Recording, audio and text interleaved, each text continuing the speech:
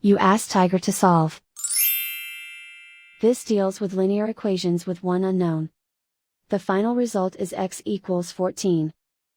Let's solve it step by step. Isolate the x. Multiply both sides by inverse fraction 2 over -5.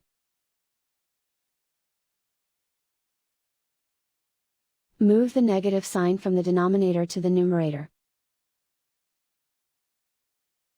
Group like terms. Multiply the coefficients. Simplify the arithmetic.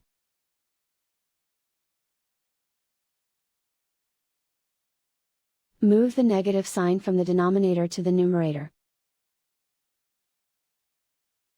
Multiply the fractions. Simplify the arithmetic. And so the final result is x equals 14.